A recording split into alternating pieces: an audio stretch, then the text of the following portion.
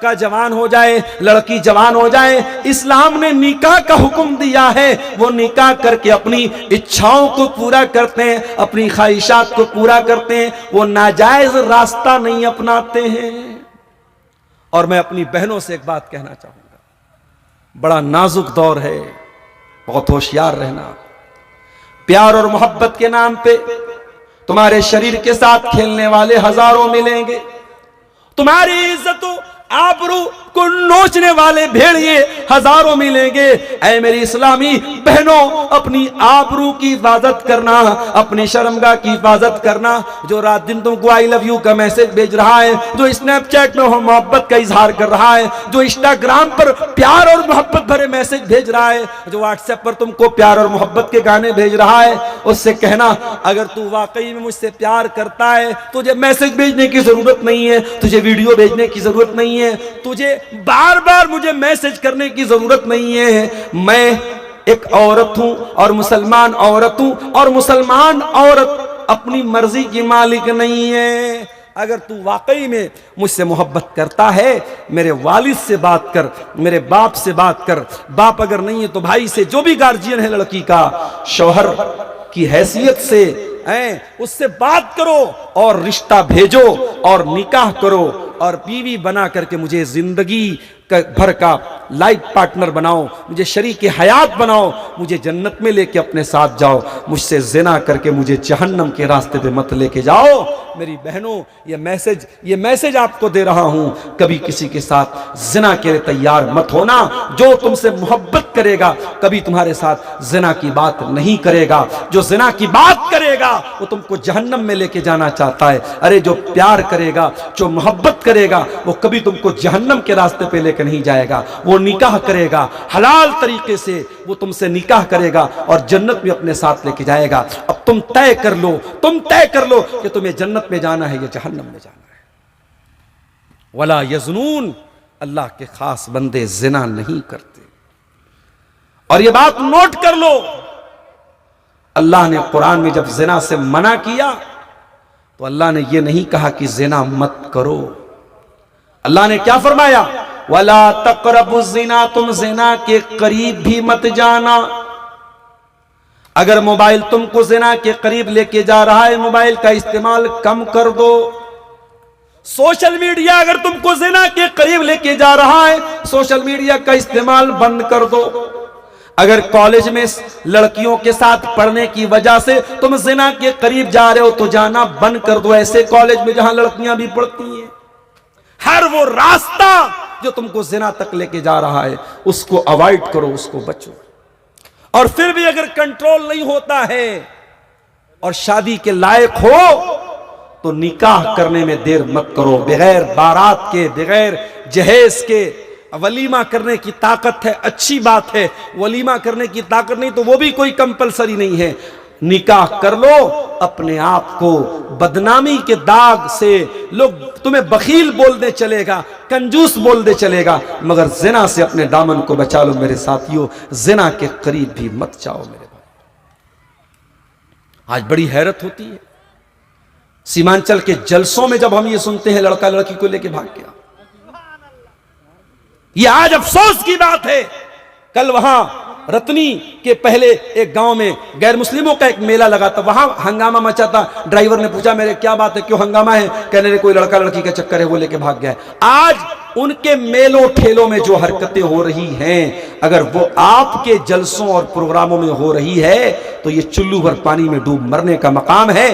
और ये सोचने का मकाम है कि क्या जलसों और प्रोग्रामों में क्या इसलिए हम और आप आते हैं कि वहां इस तरीके की हरकतें हों? मेरे प्यारे साथियों, आज जिनाकारी बहुत आम हो रही है। और वो क्यों आम हो रही है? क्योंकि लड़कियां बगैर पर्दे के खुलेआम घूम रही हैं, चेहरा भी खुला हुआ है और मेकअप से सही सवरी है। और उसके बाद आज सबके हाथ में मोबाइल है और सोशल मीडिया पर एक दूसरे से जुड़ी हुई हैं। आज इस तरीके से जिना आम हो रहा है कि आज अपने दामन को जिना से बचाना बहुत मुश्किल है। मगर ये बात याद रखो मेरे भाइयों, जिना कल भी हराम था, जिना आज भी हराम है और जिना कल भी हराम रहेगा।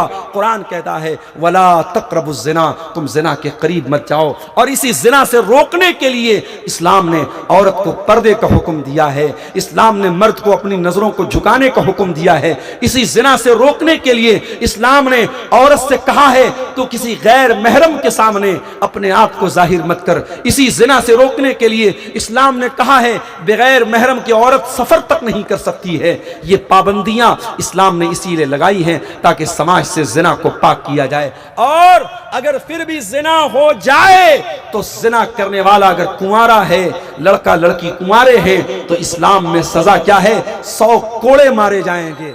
अगर इस्लामी अदालत है, इस्लामी कानून है, जिना करने वाले की सजा क्या है? सरेआम उनको 100 कोड़े मारे जाएंगे। और अगर वो दोनों शादीशुदा हैं, जिना करने वाला मर्द भी शादीशुदा है, जिना करने वाली औरत भी शादीशुदा है, इस्लाम में उसकी सजा सजाए मौत है। पत्थरों से मार मार के खत्म कर दिया जाए, जिना करने वाले को जिंदा न छोड़ा जाए। तो शिर्क नहीं करते, कत्ल नहीं करते, जिना नहीं करते। ये टॉप 3 क्राइम्स है इस्लाम की नजर में। सबसे बड़े बड़े 3 गुनाह यही हैं। अल्लाह के नबी से पूछा गया सबसे बड़ा गुनाह क्या है? आपने फरमाया अंतजाला लिल्लाहि निद्दन व हुवा खलकक, तुम अल्लाह के बराबर किसी को ठहरा दो जबकि तुमको पैदा करने वाला अल्लाह है। फिर पूछा गया अय अल्लाह के नबी उसके बाद दूसरा सबसे बड़ा गुनाह क्या है? आपने फरमाया अंतक्तुला वलदक खश्यत अन यतममाक, तुम अपने बच्चे को कत्ल कर दो इस डर से कि वो तुम्हारे साथ खाएगा। अब मसला सुन लेना, आज ये चीज भी बहुत आम हो रही है। गरीब आदमी है, 2 लड़कियां पहले से उसके घर में हैं, बीवी प्रेग्नेंट हो गई और जब ये पता चला कि बीवी हमल से है, उसने उस हमल को गिरवा दिया। दवा के जरिए, टैबलेट के जरिए मां के पेट में जो बच्चा हमल ठहर चुका था उसको गिरवा दिया। मेरे भाइयों, ये हराम है, हराम है, हराम है। हां, अगर हमल के ठहरने के पहले कोई ऐसा तरीका अपनाया जाए कि हमल न ठहरे, और वो भी उस सूरत में जबकि कोई मजबूरी हो। मिसाल के तौर पे 2 बच्चे हैं और अभी बच्चे बहुत छोटे हैं, अगर एक और प्रेगनेंसी आ जाती है, एक और बच्चा आ जाता है, उन दोनों बच्चों की परवरिश में, उनको दूध पिलाने में बहुत मसला आ जाएगा, उनको पालने पोसने में बहुत मसला आ जाएगा।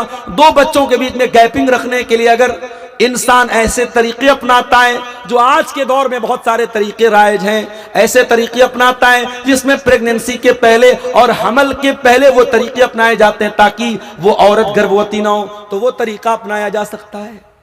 लेकिन अगर हमल ठहर चुका है और उस हमल को गिराया जा रहा है तो एक ही सूरत में गिराने की इजाजत है। अगर हमल ठहर गया है और डॉक्टर का ये कहना है अगर ये औरत प्रेग्नेंट हो गई, इसकी जान को खतरा है, ये बहुत कमजोर है, ये बहुत बीमार है, अगर इसने बच्चे को जन्म दिया तो इसकी जान को खतरा है। जब औरत की जान को खतरा हो जाए उस सूरत में, चूंकि इस्लाम का ये कहना है कि अगर दो खतरनाक चीजें जमा हो जाएं, 2 खतरनाक चीजें इकट्ठा हो जाएं, तो जिसमें ज्यादा बड़ा खतरा है उसको छोड़ के जो कम खतरे वाली चीज उसको अपना लिया जाए।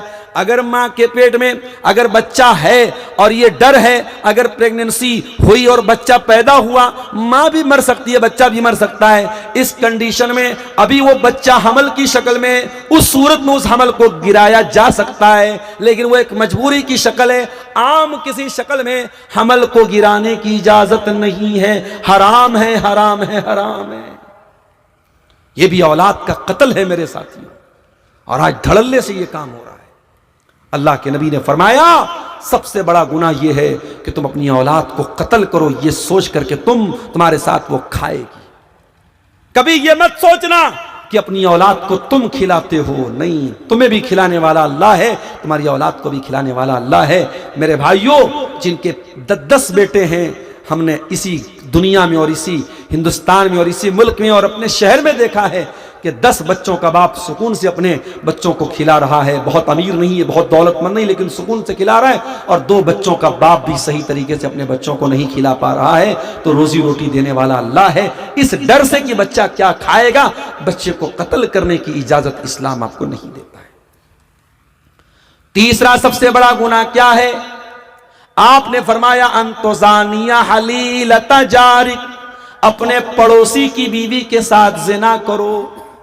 जिना करना तो ऐसे भी बहुत बड़ा गुनाह है, लेकिन पड़ोसी की बीवी का नाम आपने इसलिए लिया क्योंकि पड़ोसी पड़ोसी पर भरोसा करता है, पड़ोसी पड़ोसी पर विश्वास करता है। और अगर पड़ोसी के घर पे आपने इतनी गलत हरकत की तो आपने जिना भी किया और आपने पड़ोसी के साथ विश्वासघात भी किया है, आपने उसके भरोसे का कत्ल किया है। अल्लाह के नबी ने ये 3 बड़े बड़े गुनाहों को गिनाया और उसके बाद कुरान की यही आयत पढ़ दी सूरह फुरकान की कि अल्लाह के नेक बंदे न तो शिर्क करते हैं, न कत्ल करते हैं, न ज़िना करते हैं। चलिए अब आगे बढ़ते हैं। वमन यफ़अल ज़ालिका यल्क़ा असामा, अगर कोई ज़िना करेगा, अगर कोई कत्ल करेगा, अगर कोई शिर्क करेगा, बहुत बड़ी मुसीबत को उठाएगा। युज़ाफ़ लहुल अज़ाबु यौमल क़ियामा, क़यामत के दिन उसको डबल अज़ाब दिया जाएगा। व यख़लुद फ़ीही मुहाना, और वो जहन्नम में हमेशा हमेशा जलील होकर के रहेगा। इल्ला मन ताबा व आमन व अमिल अमलन सालिहा, हाँ अगर कोई शिर्क करता था, कोई जिना करता था, कोई कत्ल करता था, अगर वो सुधर जाए, ईमान ले आए, तौबा कर ले और अच्छा अमल करने लगे तो अल्लाह उसकी तौबा कबूल करने को तैयार है। फौलाइका युबद्दिलुल्लाहु सय्यिआतिहिम हसनात, अल्लाह ताला उसके गुनाहों को नेकियों में बदल देगा। वकान अल्लाहु गफूरर रहीमा, और अल्लाह ताला बहुत माफ करने वाला, रहम करने वाला है। हमारे यहाँ कहावत है, सुबह का भूला शाम को लौट जाए तो उसे भूला नहीं कहते। और अल्लाह का उसूल क्या है? सुबह का नहीं, कई साल का भी भूला अगर लौट के चला आए तो उसे भूला नहीं कहते। अल्लाह उसकी तौबा सुनने को तैयार है, अल्लाह उसको माफ करने को तैयार है। ये 3 महापाप अगर कोई करता है, शिर्क करता है, कत्ल करता है, जिना करता है, अगर वो भी सच्ची तौबा कर ले, अल्लाह उसको भी माफ करने को तैयार है। अच्छा, तौबा का मतलब क्या होता है? कोई बता सकता है? तौबा का लफ्जी मतलब क्या है? तौबा के माना क्या है? तौबा की मीनिंग क्या है?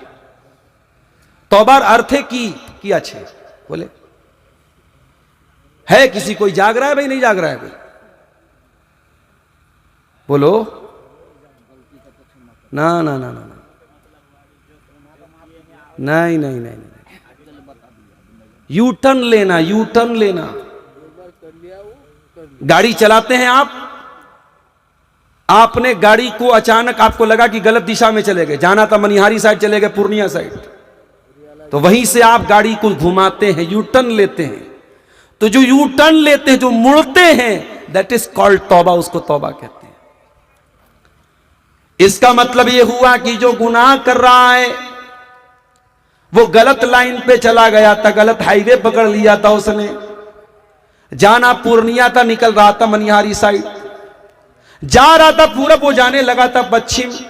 वो तौबा कर ले, सही लाइन पर आ जाए। इसीलिए कुरान कहता है वमन ताबा व अमिला सालिहन फइन्नहु यतूबु इलल्लाहि मताबा, जो तौबा करता है वो अल्लाह ताला की तरफ वापस लौट के आता है। अल्लाह ने पैदा किया था सही डायरेक्शन पर, गुनाह करके डायरेक्शन भटक गया था, अब जब तौबा किया तो सही डायरेक्शन पर, सही रास्ते पर आ गया। उसके बाद अल्लाह कहता है मेरे नेक बंदे वल्लज़ीना ला यशहदून ज़ूर, किसी गलत काम में सम्मिलित नहीं होते। जहां नाच गाना हो रहा हो, जहां ऑर्केस्ट्रा हो रहा हो, जहां जिना हो रहा हो, जहां शराब पी जा रही हो, जहां कोई गुनाह का काम हो रहा हो, ऐसी किसी मजलिस में, ऐसे किसी समारोह में, ऐसे किसी फंक्शन में वो नहीं जाते हैं। यहां तक कि अगर आपका कोई गैर मुस्लिम दोस्त भी आपको दावत देता है और वहां शादी में नाच गाना हो रहा है, मत जाओ मेरे प्यारे भाइयों, वहां शराब पी जा रही है, मत जाओ मेरे साथियों। जहां हराम काम हो रहा हो, जहां गलत काम हो रहा हो, वहां शामिल भी मत होना। वल्लज़ीना ला यशहदून ज़ूर, अल्लाह के खास बंदे गलत कामों में, नाजायज कामों में शामिल भी नहीं होते। वइज़ा मर्रू बिल्लग़्व मर्रू किरामा, और जब किसी बेहुदा चीज, किसी गंदी चीज से उनका गुजर होता है, वो शराफत से गुजर जाते हैं। इस्लाम ये नहीं कहता है कि आप अपनी आंखें फोड़ लीजिए। आप चलेंगे रोड पे, आप चलेंगे एयरपोर्ट पे, आप चलेंगे रेलवे स्टेशन पे, आप चलेंगे बाजार में, बेहयाई की चीजें भी आपको नजर आएंगी। आप ऐसी लड़कियों को भी देखेंगे जो अपने शरीर का अंग प्रदर्शन कर रही हैं। इस्लाम ये नहीं कहता है कि आप अपनी आंखें फोड़ लीजिए, इस्लाम ये कहता है बस शराफत से गुजर जाओ। वैज़ा मर्रू बिल्लग़्व मर्रू किरामा, अल्लाह के खास बंदे किसी लग़्व चीज को देखते हैं तो गुजर जाते हैं। अल्लाह के नबी ने हजरत अली से कहा था, अली अगर किसी गैर लड़की पर नजर पड़ जाए, ला तुत्ब इन नजरन नजरता, एक नजर पड़ गई अपने ऑटोमेटिक पड़ गई तो दूसरी नजर मत डालना। एक बार अनजाने में किसी लड़की पर किसी गैर महरम औरत पर नजर पड़ गई, दोबारा मत डालना। फ़इन्न लकल ऊला वलैसत लकल आखिरा, पहली नजर की इजाजत थी जो अनजाने में पड़ गई थी, अब दूसरी नजर मत डालना, दूसरी नजर डालने की इजाजत नहीं है। अपनी नजरों की हिफाजत करो मेरे साथी।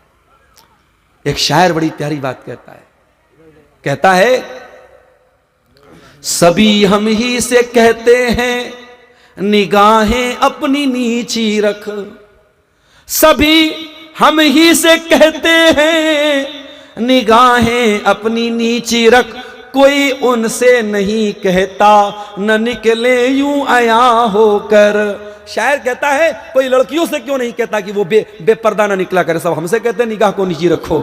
हम इस बेचारे मनचले शायर से कहना चाहते हैं, शायर साहब आपकी मालूमात नाकिस है, आपको जो इंफॉर्मेशन दी गई है वो अधूरी है।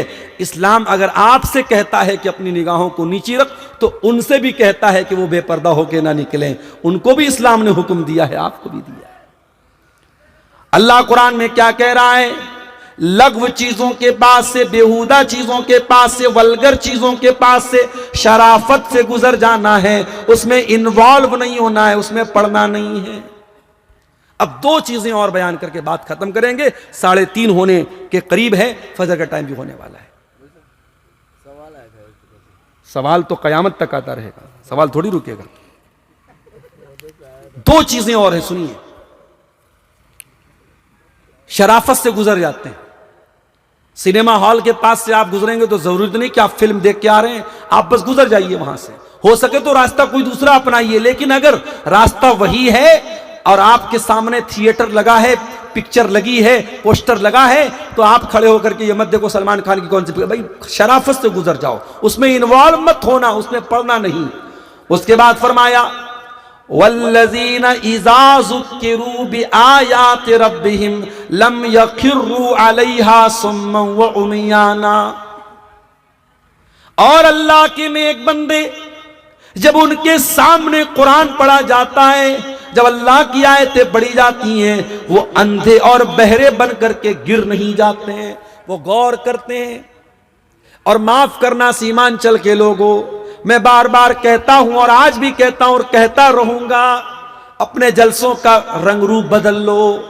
ये रात भर के प्रोग्राम, रात को 2-2 बजे आप जो तकरीर के लिए बुला रहे हो, आपको जबरदस्ती तकरीर सुनना पड़ रहा है और मुझको सुनाना पड़ रहा है, आप नींद के आलम में सुन रहे हो, आप अपने आप को सोने और नींद से को कंट्रोल करके सो रहे हो, ये मुनासिब नहीं है। यहां कुरान पढ़ा जा रहा है, यहां अल्लाह के नबी की बातें पढ़ी जा रही हैं, इसको गौर से सुनने की जरूरत है। इसलिए 9 बजे 10 बजे तकरीर दे देनी चाहिए और 12 बजे तक जलसे को शेष कर देना चाहिए।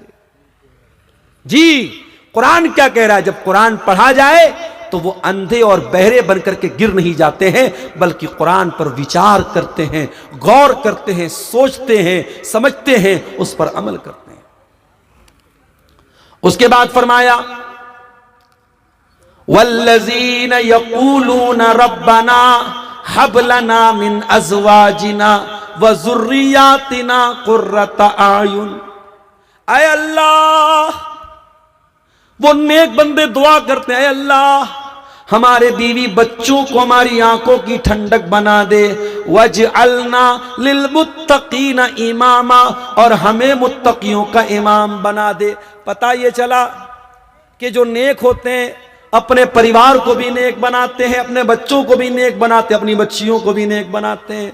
जो नेक होते हैं वो अपने बच्चों को नमाज का पाबंद बनाते हैं। जो माएँ नेक होती हैं वो अपनी बच्चियों को पर्दे का पाबंद बनाती हैं। वो खुद भी नेक होती हैं, बच्चियों को भी नेक बनाती हैं। अपनी औलाद के हक में वो दुआ करते हैं, ऐ अल्लाह तू हमारे बच्चों को, हमारी बीवी को, हमारी आंखों की ठंडक बना दे और हमें सिर्फ मुत्तकी मत बना, हमें मुत्तकियों का इमाम बना दे। हमें इतना नेक बना दे हम मुत्तकियों के इमाम बन जाएं, हमें उस दर्जे तक तो पहुंचा दे। बड़ी प्यारी दुआ है। जो साहिब औलाद लोग हैं, जो परिवार वाले लोग हैं, जो बाल बच्चे वाले लोग हैं, ये दुआ को याद कर लें। अगर आपको तकरीर में दुआ याद नहीं हो रही है, घर जाएं, कुरान खोलें, कुरान के 19वें पारे के शुरू में सूरह फुरकान के लास्ट में ये दुआ आपको मिल जाएगी।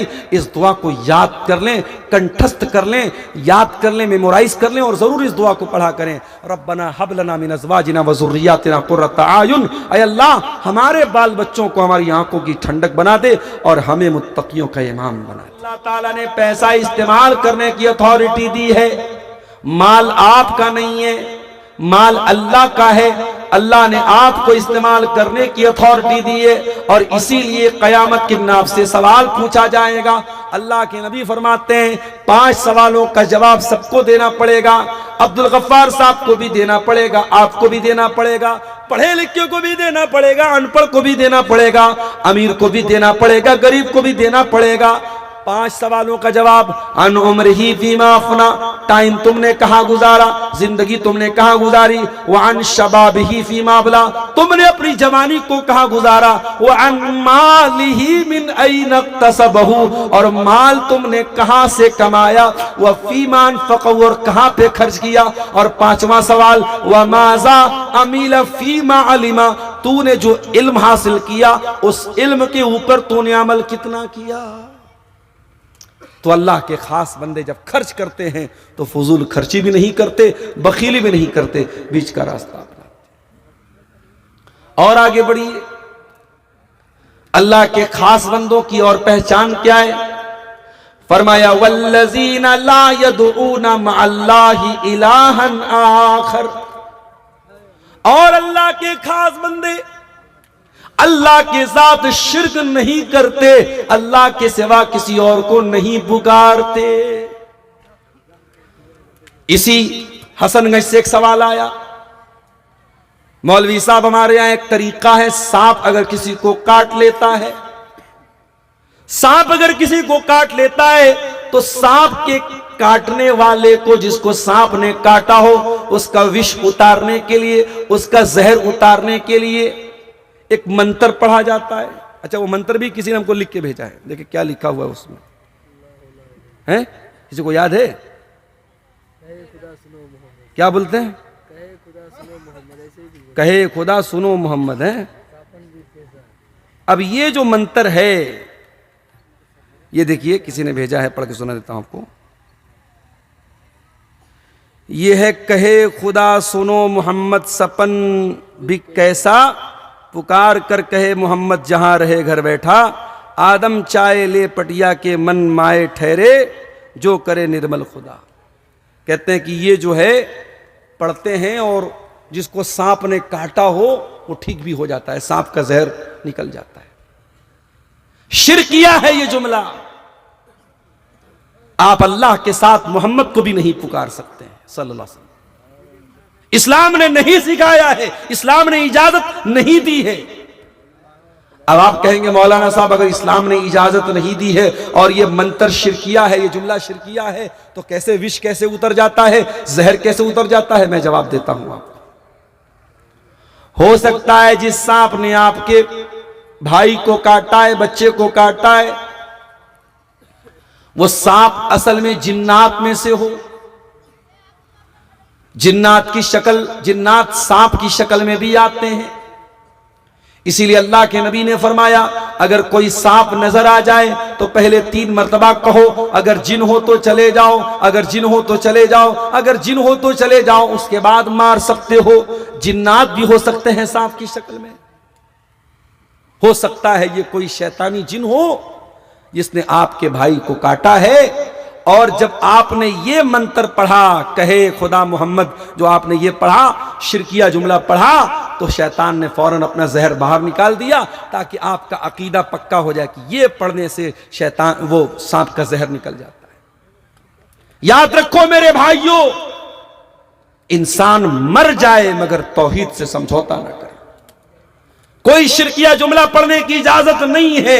अगर किसी को सांप ने काटा है, किसी पर जादू का मामला है, किसी पर जो है जिन्नात का मामला है, आप सूरह फलक पढ़िए, सूरह नास पढ़िए, आयतल कुर्सी पढ़िए, आप कुरान की आयतों के जरिए इलाज कीजिए।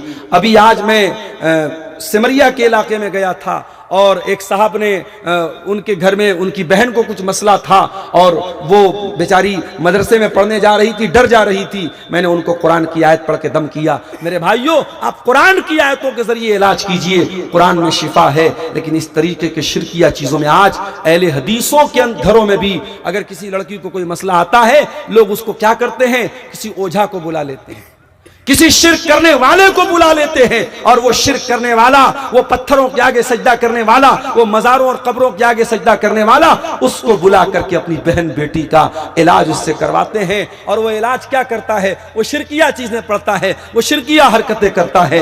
रहमान के बंदे शिर्क नहीं करते। मेरे प्यारे साथियों, अपनी तौहीद की हिफाजत कीजिए। वल्लज़ीना ला यदऊना मअल्लाहि इलाहन आखर, रहमान के बंदे अल्लाह के साथ किसी को शरीक नहीं करते, शिर्क नहीं करते। और अगर अपने आप को अहले हदीस कहते हो तो कान खोल के सुन लो, अहले हदीस की पहचान यही होनी चाहिए।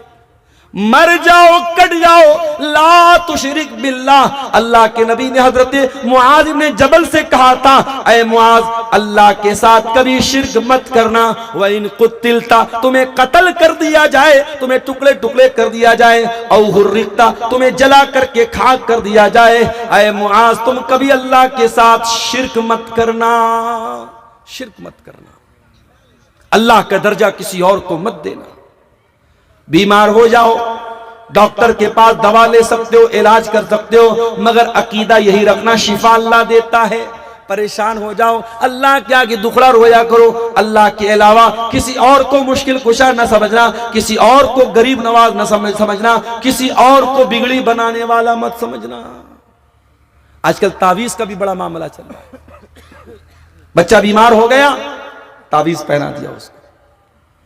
कभी आपने देखा है तावीज में क्या होता है? कभी मौका मिले कोई तावीज काट के देखिए उसके अंदर क्या लिखा रहता है। तावीज के अंदर भी शिरकिया चीजें लिखी रहती हैं।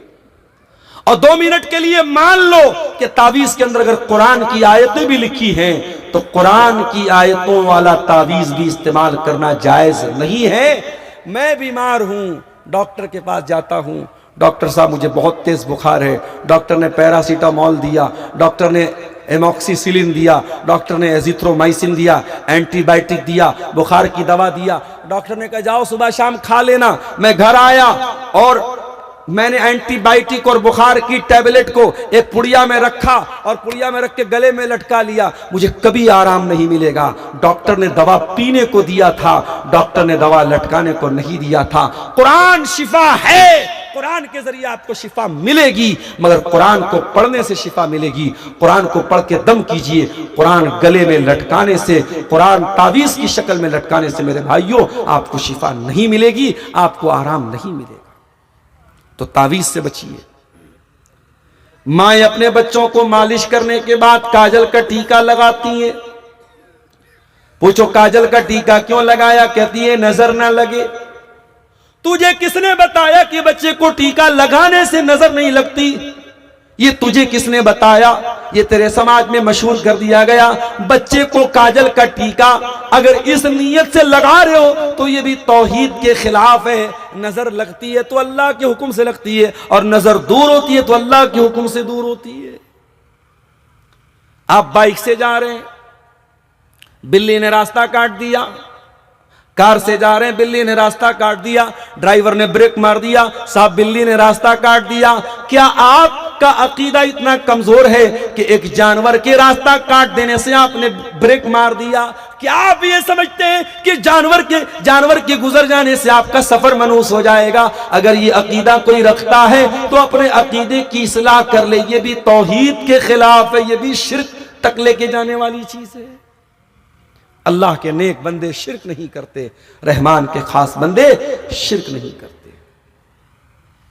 वला यक़्तुलून अन-नफ्सल्लती हर्रमल्लाह, और अल्लाह के खास बंदे किसी निर्दोष की हत्या नहीं करते, किसी इनोसेंट का मर्डर नहीं करते, किसी बेकसूर को कत्ल नहीं करते। अगर लाल किला के पास जो विस्फोट हुआ था, उस विस्फोट में अगर वाकई में अभी जांच एजेंसियां काम कर रही हैं, मैं अपनी जांच एजेंसियों की जांच पर कोई सवाल नहीं उठाना चाहता हूं, लेकिन मान लो कि अगर वो जो डॉक्टर पकड़े गए, अगर वाकई में उन डॉक्टरों ने ये काम किया है और अपने आप को इस्लाम का मुजाहिद समझकर और इस्लाम का खादिम समझ के काम किया है, तो कान खोल को सुन लो, आप भी सुन लीजिए, मीडिया वाले भी सुन लें। इस्लाम का उनसे कोई संबंध नहीं है। इस्लाम कतई इस बात की इजाजत नहीं देता है कि कोई आम आदमी किसी की हत्या करे, और डॉक्टर तो कभी हत्या नहीं करने वाला होना चाहिए। डॉक्टर तो जान बचाने वाला होता है। अगर डॉक्टर के भेष में कोई आतंकवादी है और ये प्रूफ हो जाता है, ये साबित हो जाता है कि कोई डॉक्टर था और फिर भी उसने आतंकवाद किया था और निर्दोषों की हत्या की थी, तो मैं डिमांड करता हूं भारत सरकार से, मैं गुजारिश करता हूं अपनी जांच एजेंसियों से कि आप तहकीकात कीजिए, आप पता लगाइए, और वाकई में अगर किसी डॉक्टर ने इस तरीके की आतंकवादी गतिविधियों में हिस्सा लिया है, उसको कड़ी से कड़ी सजा दीजिए, ताकि आने वाली नस्लें याद रखें कि डॉक्टर का काम जान बचाना होता है, जान लेना नहीं होता है। इस्लाम जान बचाने की तालीम देता है, जान लेने की तालीम नहीं देता है। मेरे साथ एक इंसान की भी अगर आप जान लेंगे, पूरी मानवता के हत्यारे माने जाएंगे आप। मन कतल नफ्सन बिगैरि नफ्सिन औ फसादिन फिल अर्दि फकअन्नमा कतल अन्नास जमीया, जिसने एक इंसान की हत्या की उसने पूरी इंसानियत की हत्या की। वमन अहयाहा फकअन्नमा अहया अन्नास जमीया, और जिसने एक इंसान की जान बचा ली उसने पूरी मानवता को बचा लिया। कुरान कहता है मेरे खास बंदे, अल्लाह कहता है मेरे खास बंदे, वला यक़्तुलून नफ्सल्लती हर्रमल्लाहु इल्ला बिल हक़्क़ी, मेरे खास बंदे किसी निर्दोष की हत्या नहीं करते। हाँ, जिसको कत्ल करने की अल्लाह ने इजाजत दी है, मिसाल के तौर पे अगर शादीशुदा मर्द ज़िना करे, शादीशुदा औरत ज़िना करे, उसको कत्ल किया जाएगा। अगर कोई किसी को कत्ल करे, कातिल को कत्ल किया जाएगा। जिसकी सजाए मौत है उसका मसला अलग है, वरना किसी निर्दोष की हत्या करने की इजाजत इस्लाम नहीं देता है। मेरे साथ